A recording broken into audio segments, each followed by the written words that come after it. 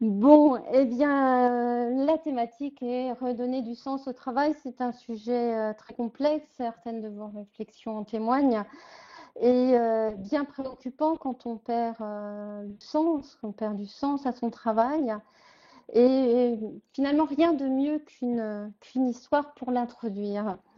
Alors, il était une fois, au Moyen Âge, enfin en tout cas au XIIe siècle, sur le chantier de Notre-Dame, euh, trois tailleurs de pierre et un homme se baladait et voyait ces tailleurs de pierre et se demandait en les croisant finalement ce qu'ils faisaient. Alors il croise un premier tailleur de pierre et il lui demande Monsieur, que faites-vous? Et celui-là lui répond ben quoi, ça se voit pas ce que je fais, je suis en train de frapper une pierre, non, enfin, voilà, moi je suis en train de tailler ma pierre.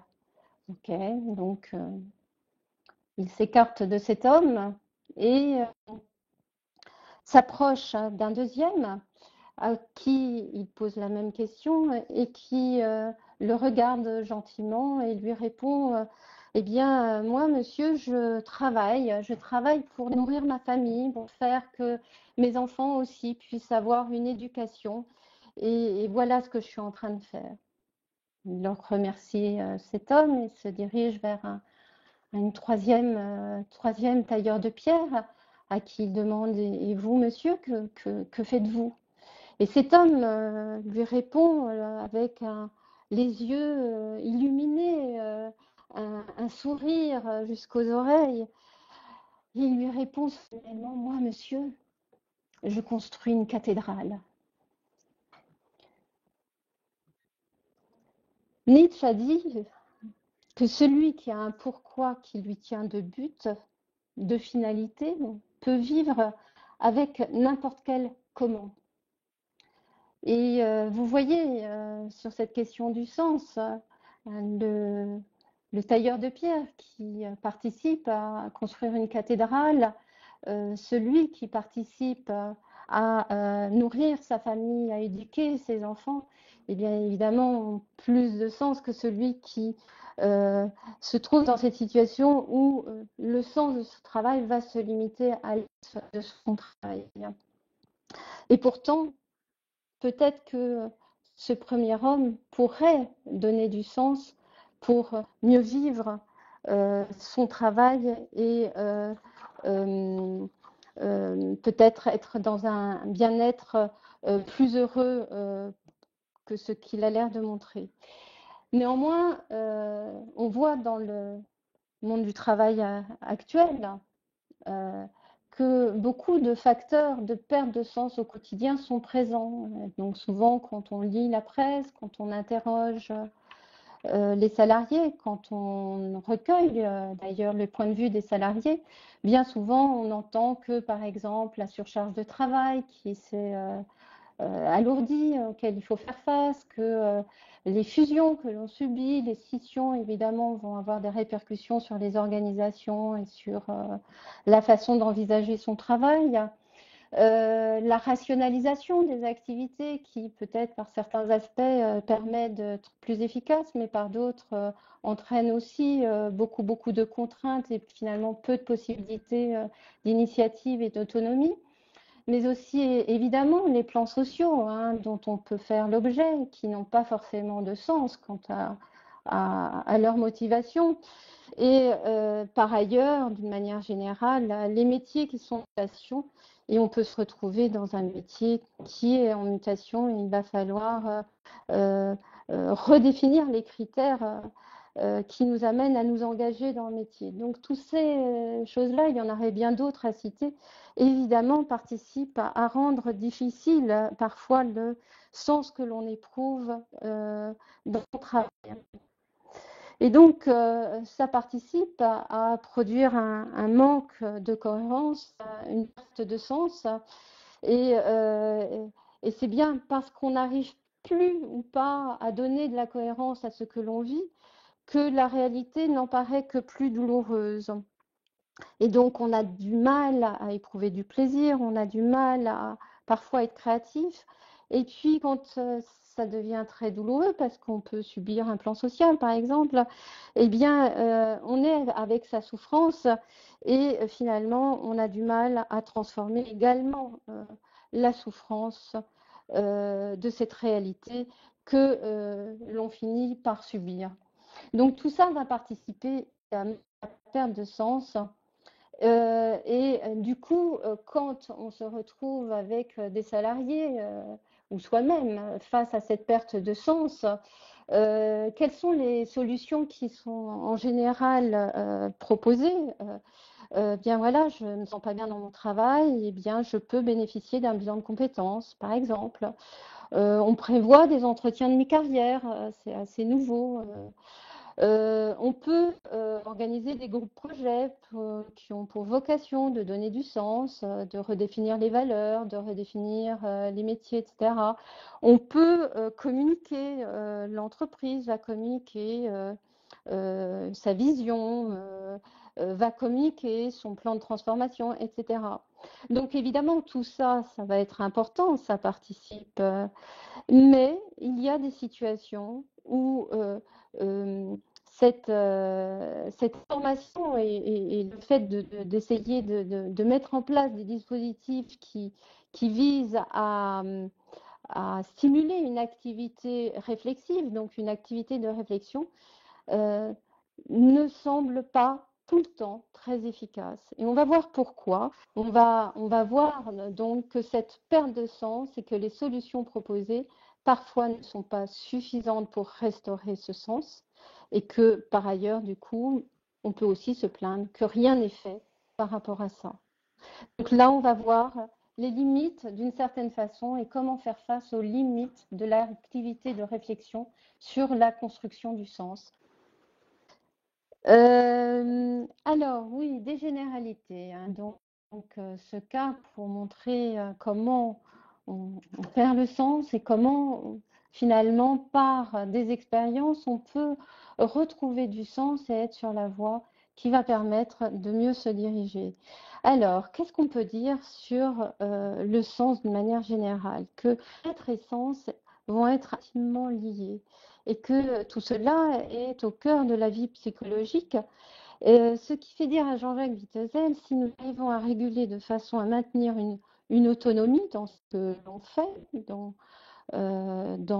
ses actions, et donc dans la capacité aussi à pouvoir se corriger, une intégrité, c'est-à-dire le fait de pouvoir se sentir bien avec soi-même et bien dans le monde dans lequel on est, avec les autres également. Hein, malgré tous les changements incessants, alors dans le monde du travail, Dieu sait qu'il y en a, des changements avec des métiers en mutation, avec des rapprochements avec, etc., etc. Hein, mais si on arrive à maintenir autonomie et intégrité, alors nous avons un sentiment général de bien-être, alors tout cela forme une cohérence. Et cette relation à soi-même, cette relation aux autres, cette relation au monde, forme un tout et une dynamique qui va être porteuse de sens. Donc, la construction du sens, hein, c'est pouvoir donner de la cohérence à ce que l'on vit et évidemment pouvoir l'exprimer. Mais cette cohérence hein, va être associée à ce que l'on vit. Et donc, on peut subir des décisions coûteuses hein, et douloureuses, qu'on y ait une part de responsabilité ou pas. Évidemment que on ne participe pas aux décisions qui remettent en cause, par exemple, notre métier, notre activité. Hein, parfois, on va subir l'implantation de prescriptions et de contraintes sur notre activité qui vont être difficiles à intégrer et sans qu'on y ait une part de responsabilité. Par contre, dans tous les cas de figure, on peut toujours faire quelque chose de ce que l'on subit. Et c'est là où ça va être intéressant pour pouvoir être et rester acteur pour maintenir du sens et pour construire du sens. Donc, notamment quand cet environnement est particulièrement pénible et porteur de souffrance, la, la, la première chose, ça va être de montrer que aussi faire quelque chose de cette souffrance. Et assumer la souffrance est le plus grand des courages. Assumer, ça ne veut pas dire s'adapter à la souffrance. Assumer, ça va être de dire qu'on peut aussi transformer la souffrance. Donc le sens n'est pas qu'une affaire de plaisir ni de créativité, c'est aussi une affaire de pouvoir transformer, même dans le pire, la souffrance que l'on peut subir. Et donc, ça voudra dire que pour cela, on puisse être en capacité de regarder l'impuissance dans laquelle on est pour déjà la reconnaître. Hein, c'est important de faire face à cette impuissance, parce que c'est terrifiant, cette impuissance. Terrifiant, en tout cas très douloureux. Mais vous voyez, c'est ça, assumer, c'est lui donner une place. Et puis, deuxièmement, une place, pourquoi? Non pas pour se désoler, mais pour en faire quelque chose, pour lui donner un statut de transformation, donc pour la transformer. Et là, c'est important, surtout à notre époque, parce que vous voyez, on pense le sens du point de vue et son sens du point de vue de l'utilité sociale que l'on va avoir. Euh, mais on oublie que il n'est pas question seulement d'utilité. On peut devenir chômeur, par exemple, ou on peut devoir changer de métier et se résigner à ça. Avec cette souffrance et cette pénibilité qui est présente, malgré tout, transformer cette souffrance en dignité. Et ça fait sens. C'est très important. Et pour ceux que ça intéresse, je vous invite à lire les propos de Viktor Frankl, qui a été vraiment, on va dire, un grand penseur et quelqu'un qui a beaucoup aidé pour les questions autour du sens et de la transformation de la souffrance. Donc, par ailleurs, il y a des psychopièges qui sont également porteurs de non-sens. Donc, les psychopièges, vous savez, c'est ces tentatives de solutions qui deviennent dysfonctionnelles, tentatives de solutions qui, à un moment donné, même si elles sont très fonctionnelles et porteuses de sens, à un moment donné, peuvent nous diriger et nous mettre acteurs dans la direction du non-sens. Trois psychopièges de la pensée que l'on peut citer, ils sont plus nombreux que ça évidemment. La fabrique à déception qu'on va vous présenter, le mythe du raisonnement parfait, la pensée positive absolue, et puis des psychopièges qui sont plus liés à l'action, et notamment deux psychopièges importants pour le non-sens, le fait d'insister ou le fait de renoncer et de capituler dans certaines situations. Alors, la fabrique à déception, qu'est-ce que c'est? C'est le fait d'attribuer aux autres notre propre perception et nos convictions et s'attendre à ce que les autres agissent et réagissent comme nous-mêmes. Alors évidemment, si on s'attend à ça, on va vivre des déceptions qui vont être particulièrement fortes parce qu'on ne s'y attend pas. Et évidemment, ça va produire également de l'incompréhension. Hein, si on ne modifie pas quelque chose. Alors justement, pour sortir de ce psychopiège-là, il consiste d'éviter la fabrique à déception et pour cela de pouvoir multiplier non pas les poissons mais les points de vue. Et pour cela, comment? En observant la réalité et les actions des uns et des autres selon d'autres points de vue que le nôtre et de voir si ça peut faire sens. Deuxième psychopiège, le mythe du raisonnement parfait. Alors, qu'est-ce que ça veut dire? C'est croire qu'il est possible, par un raisonnement rationnel, de surmonter tous les problèmes de la vie. Alors, à un moment donné, on va buter et évidemment, ça va nous faire douter et produire de l'incertitude, ce qui va altérer notre capacité à donner du sens à ce que l'on vit. Alors, pour sortir de ça, il est bon de pouvoir utiliser des instruments autres que ceux de la pensée et de la réflexion, mais des instruments plus paradoxaux dont la technique de la demi-heure du pire est un exemple. Ou plus simplement déjà au départ, repérer à quel moment les effets du raisonnement deviennent contre-productifs ou en tout cas inefficaces. Un troisième psychopiège, la pensée positive absolue. Alors, certains vont peut-être sauter au plafond, hein, parce qu'aujourd'hui, c'est un instrument qui est extrêmement utilisé et qui consiste à se focaliser sur une pensée positive mais ce qui va être parfois redoutable, c'est quand on le fait en toutes circonstances. Et c'est particulièrement, on pourrait dire, contre-productif quand on est débordé par des émotions comme la souffrance, comme la peur. Et évidemment, ça va produire du mal-être. Donc, pour pouvoir gérer ça, il s'agit de se mettre dans un optimisme vigilant. Un optimisme vigilant, ça va consister à donner un espace à ces émotions négatives, à pouvoir regarder son impuissance, hein, pour mieux les canaliser, pour en faire un levier de force. Parmi les psychopièges de l'action, l'un des très intéressants va être le fait de s'entêter à insister et de réitérer des actions qui ne produisent pas l'effet escompté. Alors on pense qu'on a le bon outil et on finit par agir en ayant un peu comme les yeux tournés vers l'intérieur, en croyant qu'on a le bon outil pour agir. Évidemment, ça va créer de l'incompréhension. Et pour sortir de ça, il faut justement arriver à découvrir ces tentatives de solutions dysfonctionnelles. Et plutôt que uniquement d'y réfléchir, il s'agit d'observer, vous voyez, quand on est dans l'action, les effets de nos propos, de nos actions et d'en tenir compte, hein, pour repérer ceux qui ne sont pas corrects. Hein, l'erreur est humaine, mais persévérer dans l'erreur, c'est diabolique, nous disait saint Augustin. Enfin, le renoncement et la capitulation. Alors, renoncer ou capituler face à un obstacle, car, par exemple, on se méfie de ses incapacités à le surmonter.